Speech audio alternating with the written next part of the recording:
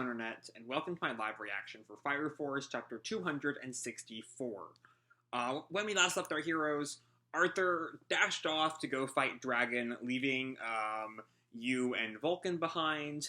And the two of them kind of shared some words, some typical, start of the fight, bantering.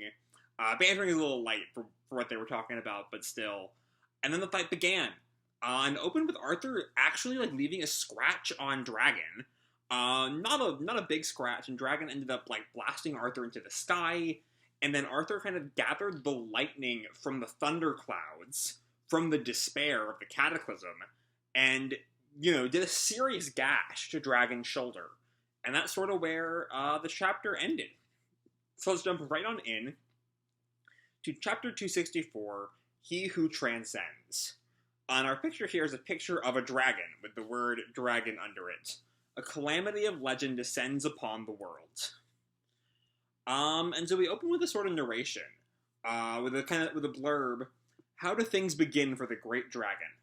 Since ancient times, mankind has pictured a great beast amid the roiling thunderous skies, in a land consumed by the cataclysm, a land called Iraq in earlier times, and called Babylonia in times long before that. A lone boy appeared. So, hold on. Does that mean the dragon dates to the cataclysm? Actually, I think that might have been implied at one point. But we also know that he's specifically from Iraq. So that's interesting enough. But yeah, we see what I'm guessing is the young dragon. He walked away unscathed, leaving only ashes in his wake.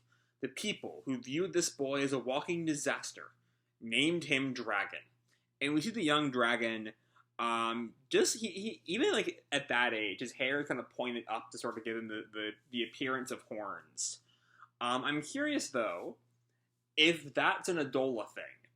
If people view him as a dragon, and so as this is I think mid-cataclysm, the closeness, the proximity of Adola sort of shapes him.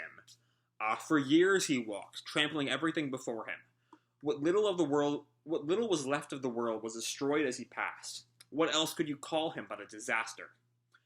Dragon looks around.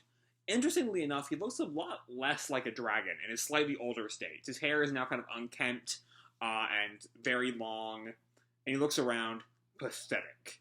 This disaster of a man shook the very earth, instilling despair in all he met. But none despaired more than he. One could even say despair was all he knew. So I think this is kind of going into what Arthur's kind of been saying for the past few chapters, in that the dragon is despairing, which never really quite seemed like what was going on with him. But I guess we're getting more answers as to that. None despaired more than he. One could even say despair was all he knew. Optimism, hopes and dreams. These were for the weak and foolish. For Dragon, with his absolute power, optimism was worthless. Okay. He still looks around, pathetic. Hope was non-existent in his reality. No direction, no goal. In spite of his towering physique, Dragon was more like a lost child. So I think he's kind of he's sort of that typical, no one can fight him, and so he's just bored and despairs. Kind of a One Punch Man thing. In his unconquerable strength, his despair grew more and more powerful. It was in that despair, in his boredom, he became a disaster once more, cleaving continents and burning seas. I honestly don't know how much of that is an exaggeration, but if that's just not an exaggeration, then, he's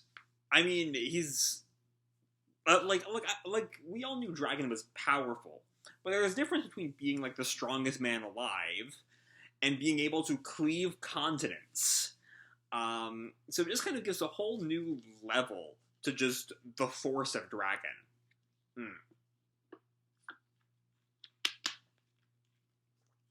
And Dragon cut to Dragon sort of looking up and asking, "Who the hell are you?" And we see Fairy floating above him.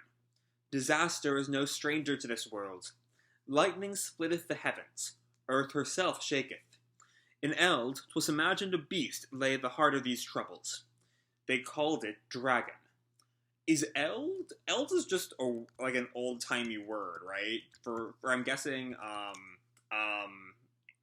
old age according to a quick Google search for its definition. But yeah, it's sort of an old English thing. All right, yeah. Anyway, they called it dragon. The people could not hope to fight this beast, and found themselves swallowed by it. Such a beast resembleth thee greatly. I am fairy.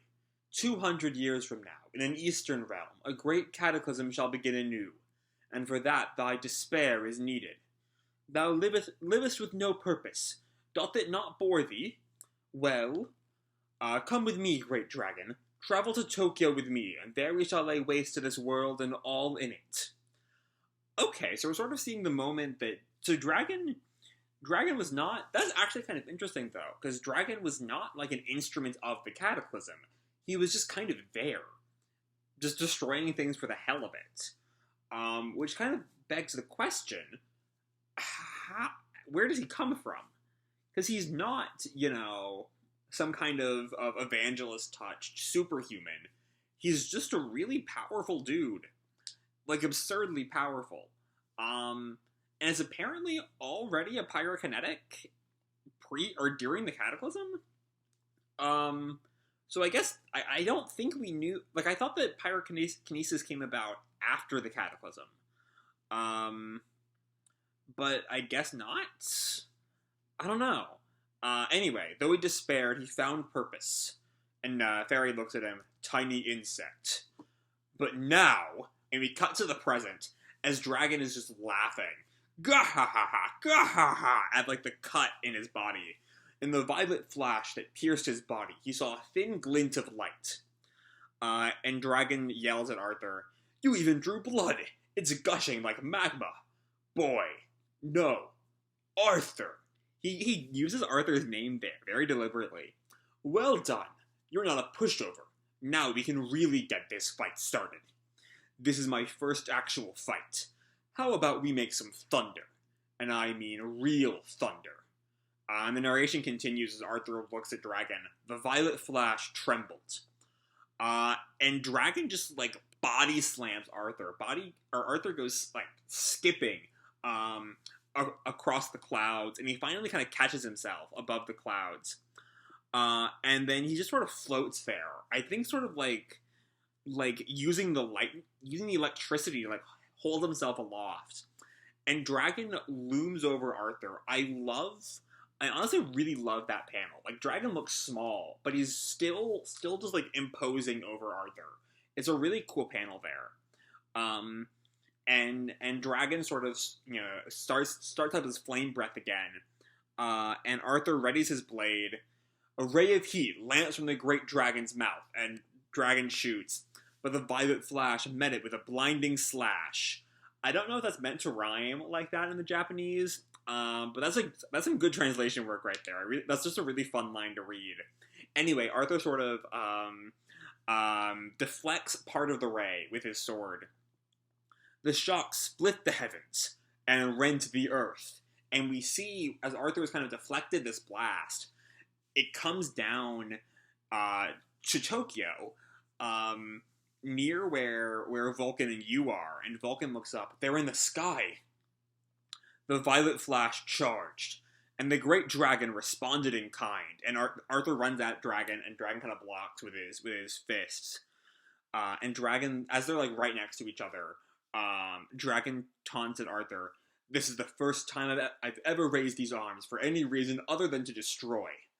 But with that, Dragon slams Arthur back down. The battle between the strongest knew no limits, whether land, sea, or air. And Arthur slams into the ocean from above the clouds. And Arthur's underwater, kind of holding his breath. And Dragon comes down with him. There's something so calmly imposing about Dragon right there. But Arthur tells Dragon, "You made a mistake in coming in the water, Dragon." And Dragon looks at him. bathed in the thunder of a night. And using, I guess, some of the lightning is like picked up from the clouds, he shocks Dragon from all sides. You know, he's in the water. He can't really get away. But Dragon continues, "My claws, my power. It splits the sky. It splits the earth." And we see this rumble. I have a feeling Dragon is right about to make a new volcano. And it splits the sea, too. And he literally parts the sea like he's fucking Moses, leaving him and Arthur, or at least leaving Arthur standing on like a small pillar of rock. And Dragon taunts him, "It's awful cramped, Arthur. This world's not big enough for the both of us. Wouldn't you agree?" And Arthur looks at him and kinda, And the narrator tells us, "Now it's time. Delight, Dragon. Brace yourself, knight. The paranormal battle continues. To be continued, chapter 265, Dragon and Knight Rejoice." Okay, this fight is a blast. And of the many, many reasons I want Season 3, it's just to see this fight animated. Even if this fight might not actually be until like a hypothetical Season 4. Good lord, this fight is just so good. But first, we get Dragon backstory. And it's not super complicated. I don't think it really needs to be. It just sort of needs to explain what exactly is meant by Dragon's despair. And it's not exactly the most original thing in the world. In the end, it's just no one is as strong as him, and he wants to have a real fight. But, you know, it explains why Dragon is seen as so pivotal to the White Clad's plans. Especially as Sumire so wholeheartedly believes, you know, the emotions of the masses are controlled by powerful people like Dragon. And Dragon's despair is so great that none of the masses can, not even the hope of all the masses can really stand up to it. And something I'm kind of wondering here, especially given next chapter title, Dragon and Knight Rejoice, is that Dragon's despair is so based in his, in no one being able to fight him. But now he has. Arthur can match him. They're going toe-to-toe. I mean, Dragon's kind of, you know, doing better than Arthur is right now, but still, they're kind of meeting each other blow for blow. And so, is that going to have kind of an adverse effect for the White Clads? As Dragon enjoys himself, he loses his despair, which, in the end, you know, allows hope to shine through. Not just the hope of the masses, but the hope of Dragon. That's something to keep an eye on next chapter, because I do think that's going to come up. That chapter title is just too enticing, and too seemingly like clearly going into that theme there. But we'll have to wait and see. Anyway, let's talk about the real point of this chapter. Just watching Arthur and Dragon go at it. From page 9 to page 20, it's just like huge blow after huge blow. Some good taunting. You know, I love the moment where Dragon refers to Arthur by name. He's no longer just boy. At this point, he deserves to have his name said by the strongest man alive. And he does. Boy, no Arthur. Like, God, what a fucking chapter. What a fucking chapter this is. And then we see, you know, Arthur, like, levitating on the clouds. We see him deflecting a full-on flame breath from Dragon. We see him, you know, we see Dragon slamming Arthur into the ocean. We see Arthur shocking Dragon from all sides. We see fucking splitting the sea. Like, that's such a cool look. That's such a cool panel right there. And I think, I might be misreading this thanks to the black and white, but on the bottom of page 19, I think that's a rainbow behind Arthur. The reflection, or I don't know physics at all, but whatever it is, of the, you know, sudden waterfall is literally just, like, making a rainbow. Like, that's gonna look so cool in color and animated. I can't fucking wait for it. But now it's time. Next chapter might be the end of this fight. I can see it going either way. I can see it continuing longer. But just now it's time. Dragon and Knight rejoice. That seems to be, this is the end of the battle. And for either Arthur or Dragon, or both, it all ends here. Honestly, I don't think... I am 100% sure that it will not end up with Arthur dead and Dragon winning. I'm very confident in that. However, I could maybe very kind of see Arthur and Dragon both dying. I don't think it's super likely. I think most likely, Arthur will have a hard-fought victory. But I could kind of see maybe, his hard-fought victory includes dying. But we'll have to wait and see for that next time. So for now, we leave off with just an incredible chapter. And I can't wait to see what comes next. So I'm going to leave this video off here. Hope you all enjoyed the chapter and the video itself. If you did, feel free to drop me a like or subscribe. Or, do whatever makes you happy, And remember, your life is your own, okay? Bye!